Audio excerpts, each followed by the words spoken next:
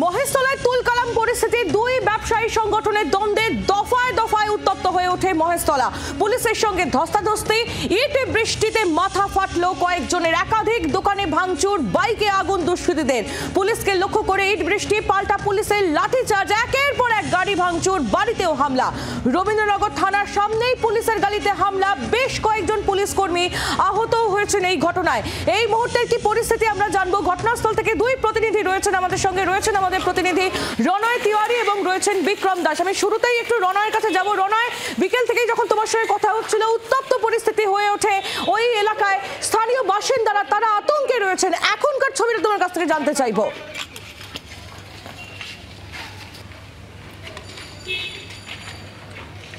দেখো, এই মুহূর্তে গোটা এলাকা থমথমে, পুলিশ অফিসাররা রয়েছেন, বিভিন্ন জায়গায় তারা টহল দিচ্ছেন এবং এই ঘটনার সঙ্গে যারা যুক্ত তাদের ধরপাকড় করার চেষ্টা করছেন। ধরপাকড় করা হচ্ছে মূলত এলাকার সিসিটিভি ফুটেজ ঘেটে।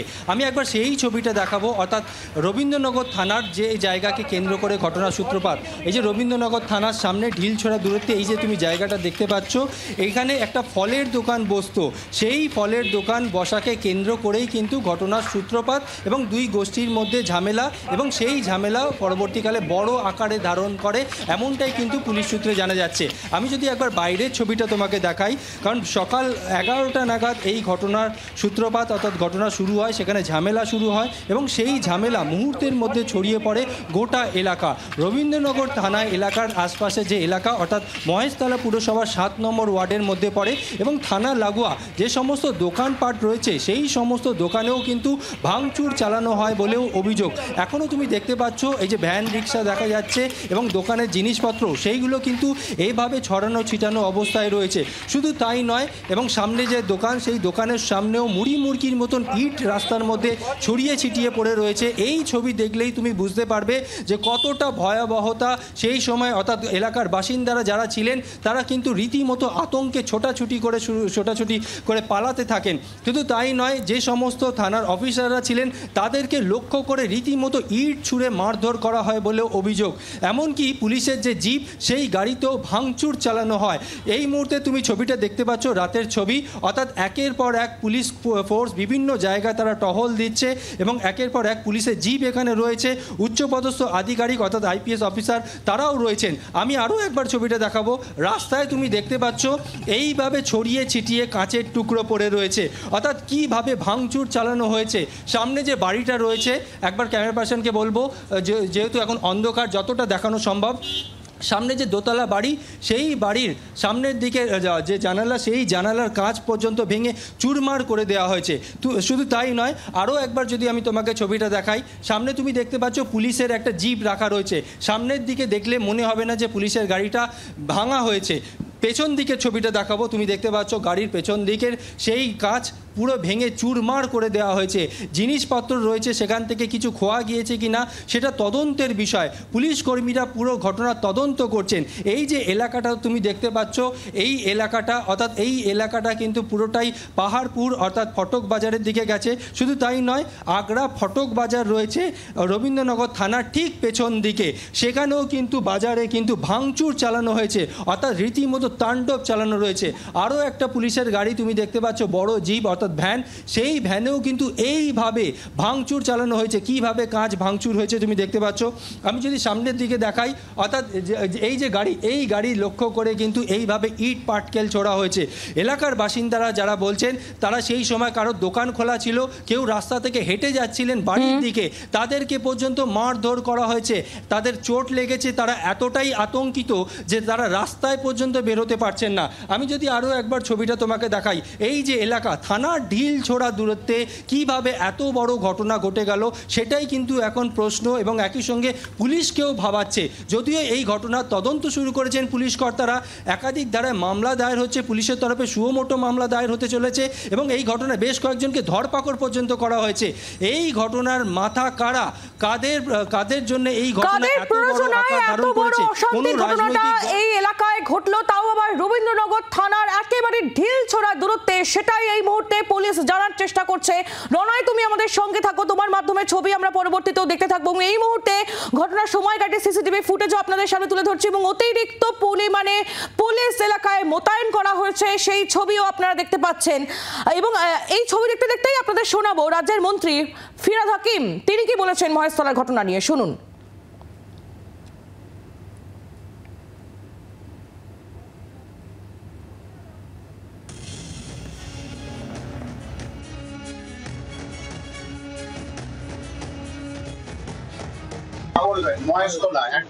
পুলিশ পুলিশের কাজ করবে। আমাদের এই বাংলায় হিংসার কোনো জায়গা নেই। বাংলা কখনোই গুজরাট হবে না। যদি কিছু ক্রিমিনাল তারা বিঘ্ন করার চেষ্টা করে, আইন কঠোরভাবে তার প্রতিরোধ করবে। যদি কেউ বাংলার শান্তি বিঘ্নিত করার চেষ্টা করে তাহলে আইনের পথে চলবে, কঠোর হাতে তা দমন করবে, বললেন রাজ্যের মন্ত্রী ফিরহাদ হাকিম। তার বক্তব্য আমরা শুনছিলাম।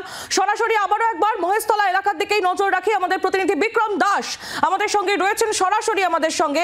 বিক্রম, কিছুক্ষণ আগে রনয় যে ছবি তুলে ধরছিল আমাদের সামনে, আমরা দেখছিলাম পুলিশের একাধিক গাড়ি ভেঙে একেবারে চুরমার করে দেওয়া হয়েছে এবং রাস্তায় এখনো পর্যন্ত যে অশান্তির ঘটনা মহেশতলাতে ঘটেছে সেই অশান্তির চিহ্ন হিসেবে কাঁচের টুকরো, ভাঙা ইটের টুকরো চারিদিকে ছড়িয়ে ছিটিয়ে রয়েছে।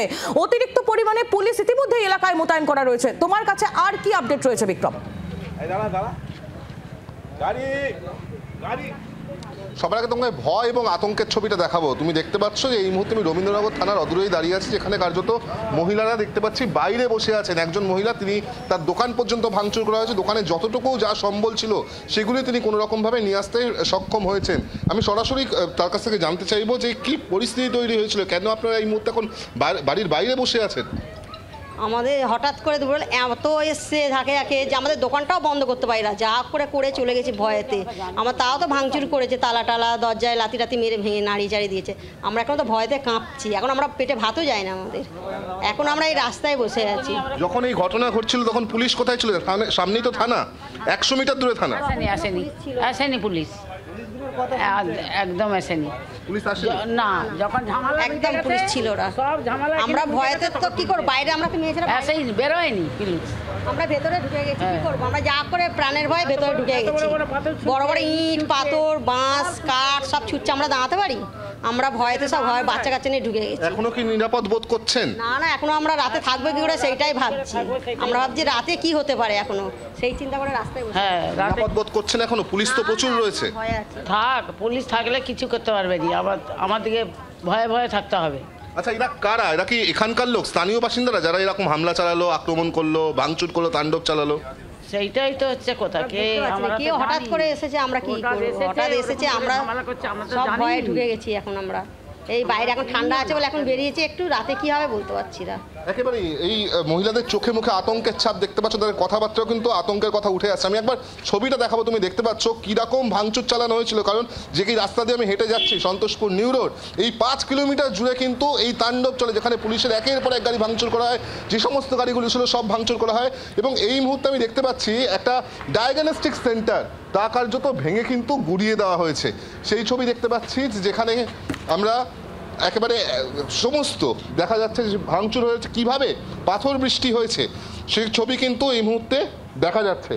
অর্থাৎ এই গোটা এলাকা জুড়ে কিন্তু কার্যত ঘন্টার পর ঘন্টা ধরে তাণ্ডব চলেছে। এবং সব থেকে বড় অভিযোগ পুলিশের বিরুদ্ধে, যে পুলিশের ভূমিকা কিন্তু ঠিক ছিল না। তাণ্ডব কিভাবে চলেছে তার ইন্টেন্সিটি কি তুমি দেখতে পাচ্ছ, যে সমস্ত কিছু বের করে সব কিছু ভাঙচুর করা হয়েছে। এবং শুধু তাই নয়, এখান থেকে কিছুটা দূরেই পুলিশের গাড়ি পর্যন্ত জ্বালিয়ে দেওয়া হয়েছে। একেবারে দাউ দাউ করে পুলিশের সামনে সেই আগুন জ্বলছে। ডায়াগনস্টিক সেন্টার থেকে শুরু করে ওষুধের দোকান, কোনো কিছু বাদ দেওয়া হয়নি। আশপাশে যে সমস্ত অ্যাপার্টমেন্ট বাড়িগুলো রয়েছে সেখানেও পাথর বৃষ্টি করা হয়েছে, বাইরে থেকে ভাঙচুর করা হয়েছে। এবং এই পরিস্থিতিতে সাধারণ মানুষ, যেরকম আমরা কথা বলছিলাম কিছুক্ষণ আগে মহিলাদের সঙ্গে, তারা এখনও নিরাপদ বোধ করছে না। প্রচুর পুলিশ ডিপ্লয়েড রয়েছে এখনও বিভিন্ন জায়গায়, যে সমস্ত পয়েন্টগুলোতে ঝামেলা হয়েছে, যেরকম আকরা ফটক, রবীন্দ্রনগর, খানখুলি, বিধানগড়, পদিঘাটি, সমস্ত জায়গায়, সন্তোষপুর বাজার, সব জায়গায় পুলিশের পিকেটিং করা হয়েছে, ডিপ্লয়মেন্ট করা হয়েছে। কিন্তু যারা সাধারণ স্থানীয় বাসিন্দা তারা কিন্তু নিরাপদ বোধ করছে, কারণ যে তাণ্ডবের ছবি তারা গোটা দিনভর দেখে গেছে, যেখানে প্রথম দিকে পুলিশকে দেখা পর্যন্ত যায়নি, পুলিশ আসেনি বলে তারা অভিযোগ করছেন, সেই পুলিশের উপস্থিতিতে তারা কতটা নিরাপদ সেই নিয়ে কিন্তু তারা প্রশ্ন তুলছেন। আপাততভাবে যে ছবি আমরা দেখতে পাচ্ছি, যেখানে জায়গায় জায়গায় কিন্তু বিভিন্ন জায়গায় পুলিশের বিশাল দল রয়েছে, পুলিশের তরফ থেকে টহল দেওয়া হচ্ছে, তার সঙ্গে সঙ্গে মাইকিং করা হচ্ছে, যাতে কোনো রকম কেউ জমায়েত না করতে পারে সেই বিষয়টা পুলিশের তরফ থেকে নিশ্চিত করার চেষ্টা করা হচ্ছে।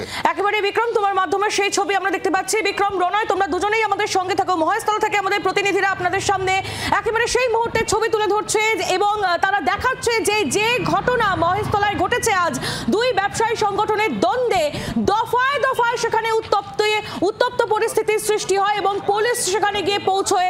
একেবারে দফায় দফায় ইট বৃষ্টি এবং ভাঙচুরের ঘটনা সেখানে ঘটে। আর এই গোটা ঘটনা নিয়ে মহেশতলার তৃণমূল বিধায়ক দুলাল দাস তিনি কি বলেছেন শুনবো।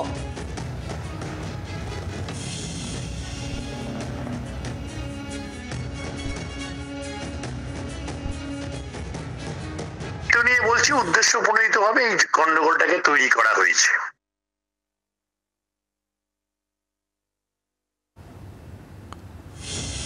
উদ্দেশ্য প্রণোদিতভাবে এই ঘটনা ঘটানো হয়েছে এমনটাই দাবি, এমনটাই অভিযোগ করছেন মহেশতলার তৃণমূল বিধায়ক দুলাল দাস। তার বক্তব্য আমরা শুনছিলাম।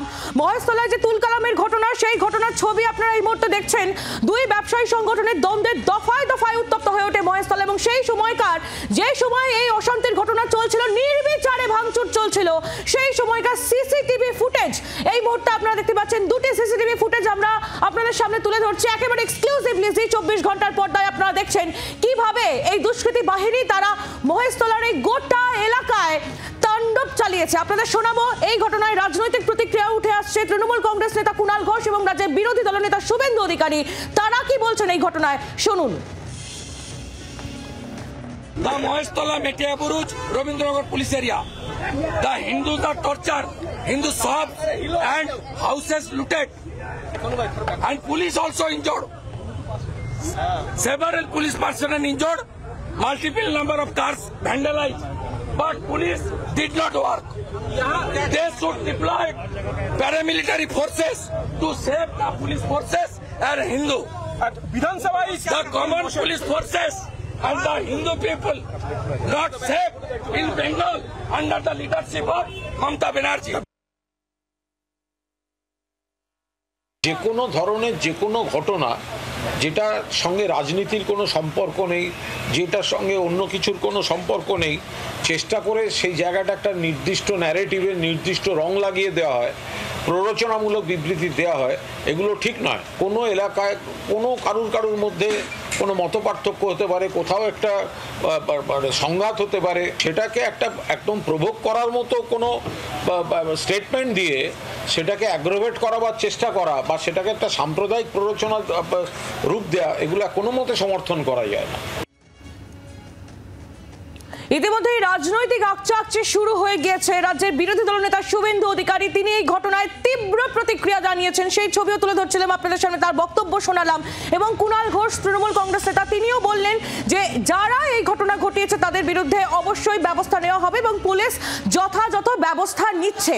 কিন্তু মহেশতলা এলাকার স্থানীয় বাসিন্দারা তারা এখনো পর্যন্ত প্রশাসনের উপর সেই আশ্বাসটা রাখতে পারছেন না। আপনারা জানেন যে রবীন্দ্রনগর থানা, যে থানা এলাকায় এই ঘটনা ঘটেছে বা যে এলাকায় এই ঘটনা ঘটেছে মহেশতলা থানার মহেশতলা এলাকা, সেই মহেশতলা এলাকা থেকে মাত্র ঢিলছড়ার দূরত্বেই, মাত্র 100 মিটারের মধ্যেই রবীন্দ্রনগর থানা।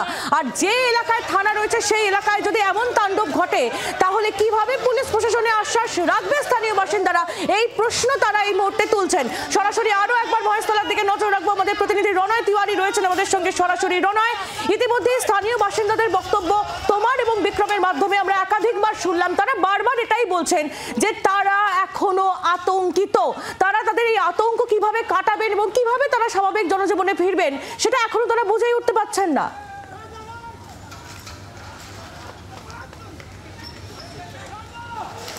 একদমই ঠিক। এলাকার বাসিন্দারা কেউ আমাদের ক্যামেরার সামনে বলতে পেরেছেন, কেউ ভয় বলতে পারছেন না, কারণ তারা বলছেন তাদেরকে এখানেই থাকতে হবে। ক্যামেরার সামনে যদি তারা কিছু বলেন এবং তারা যদি চিহ্নিত হয়ে যান, পরে তাদের বাড়িতে আবারও হামলা হতে পারে, এই ভয় তাদের কুঁকড়ে খাচ্ছে।